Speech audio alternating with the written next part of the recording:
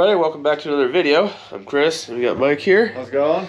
Alright, so we do have some bad news. After a lot of work and a few head gaskets, we're pretty sure Mike's motor has something else wrong with it. I don't know if the block is just done, the cylinders went out around, or the batch piston rings we just put in here is just not good. We had rebuilt the motor, new bearings and everything. That was a whole issue because the block was a little twisted. We put the new bearings in there, it was just locking the crank up, so we had to take the block back out, send the block down to the machine shop. They align honed the crankshaft journals. The crankshaft spins really good now, nice and smooth butter, but we got it all together, and it was, one, had no compression on number one cylinder, and it was blowing, and it was blowing oil really bad, out of this cylinder right here, cylinder 1, where it literally just filled the exhaust manifold up with oil real bad.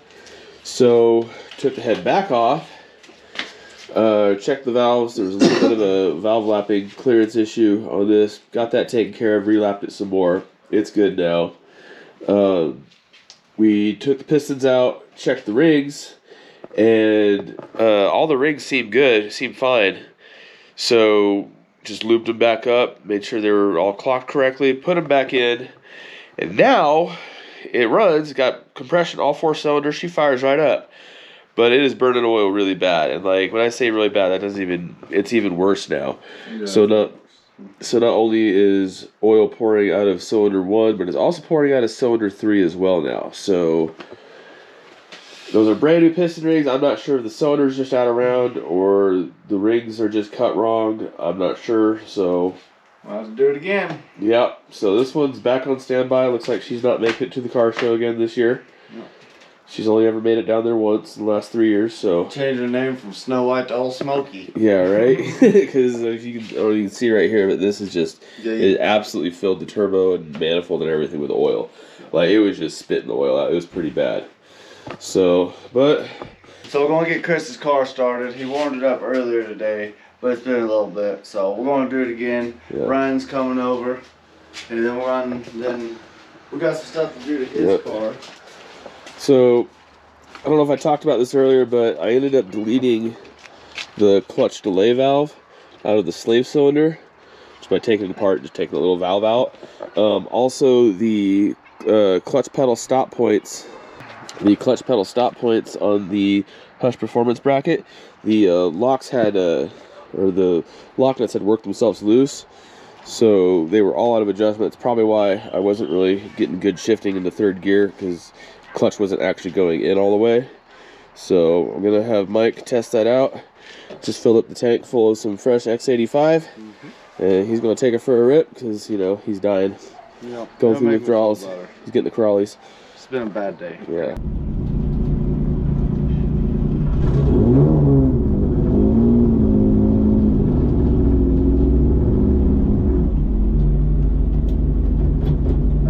Let's see what she's got.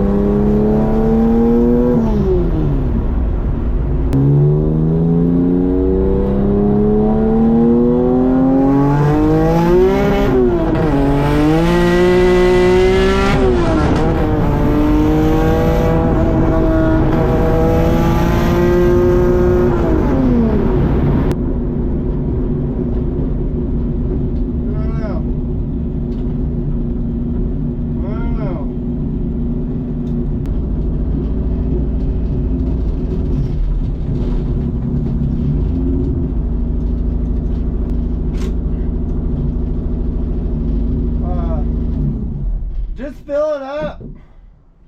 Fill it up. Okay, I know what your problem is. It's not the transmission. It's this. You're one, two, and then you gotta go. When you go to 3, you go oh. there's a wall, and then you have to go over.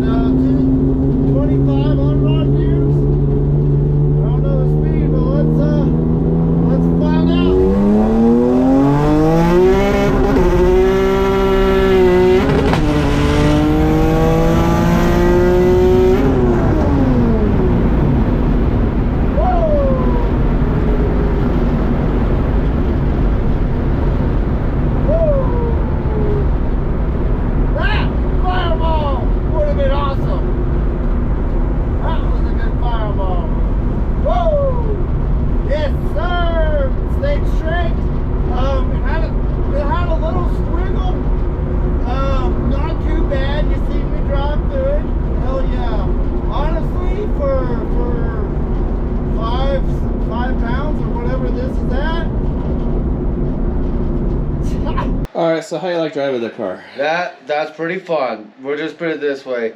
The J Series has a lot more torque than a B Series down low, and it just has torque everywhere. Did you get your boost fix? Yeah, got my little smile on. It feels good. I was happy. Thank you. So it's shifting good, second to third. It's not hanging up like it was at the track. Just had to do some adjustments on that clutch pedal. Yep. Also, a little adjustment on throw or pit. What is it? Oh, the shifter. Yeah, I got to change some stuff on the shifter because when we're shifting, it's not quite straight forward to third for some reason.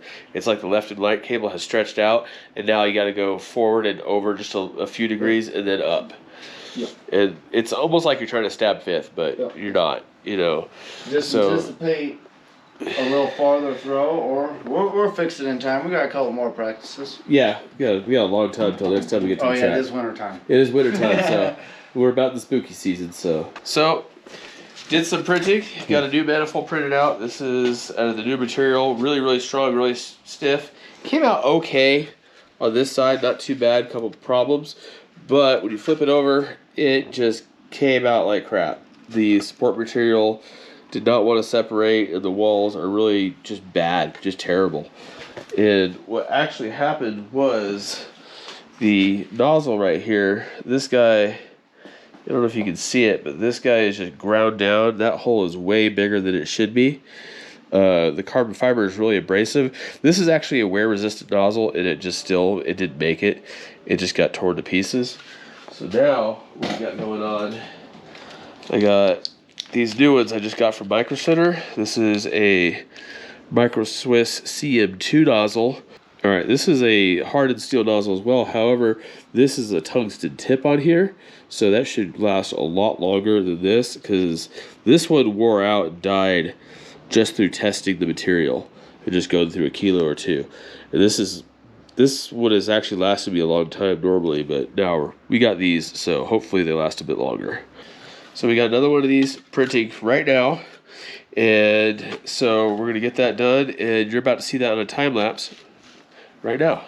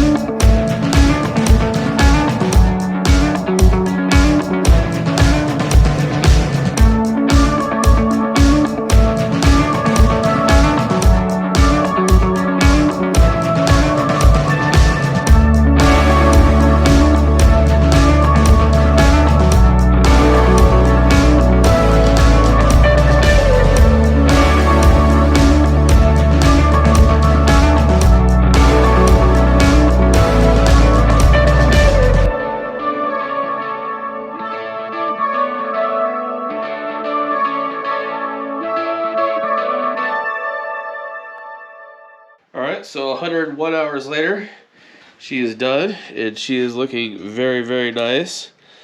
I decided to print this side down this time, whereas this one I printed this side down on the glass plate, so it printed this way. But I didn't want to have any of the support material on the inside. What happened here, this stuff did not want to break away at all. That's why it came out so bad. So instead I just had the support material around this perimeter right here, which didn't come out very great. I can adjust that, but it did come out a lot better than my last one actually, or the one before that even. But check that out. That is just looking smooth. Got this new channel in here for an O-ring that we're going to run all the way around, put it on the inside of the bolt holes, and then on the outside right here just to counteract any kind of twist it'll have when it'll tighten down. So yeah. Alright, so we got the upper half of the plenum printing in here. If you want to check it out, we got this. A little hot in there, but it is printing out very nicely. We tried to print this once before, but it actually messed up because we had joined two of these rolls together onto one big spool, and where they met together, it actually clogged up on the print head. So what I'm going to do now, before it gets to that point where we had put another roll on, I'm going to try to hot swap this guy out here. Not quite sure how that's going to go, so wish me luck. Alright, I'm just going to cut this, get a little bit of slack so it doesn't run out while I'm doing this. Let's cut that off. Pull this roll out. Put this in here.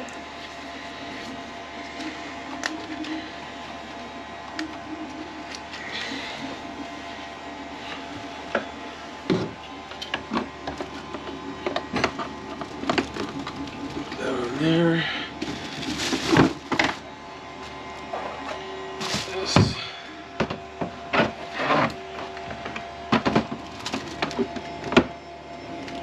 This back out.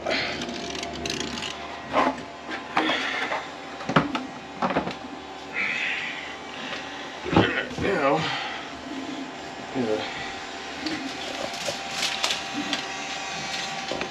that right in there. This clean. All right, now here comes the really tricky part. Put that there. And while this is moving around without messing it up,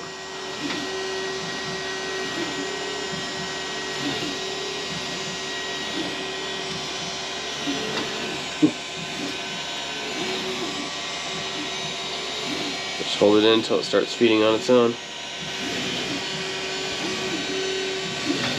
Ooh.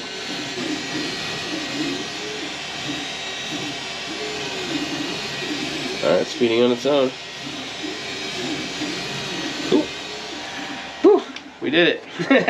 It's always a nerve wracker right here. We're about 48 hours in. How long on this?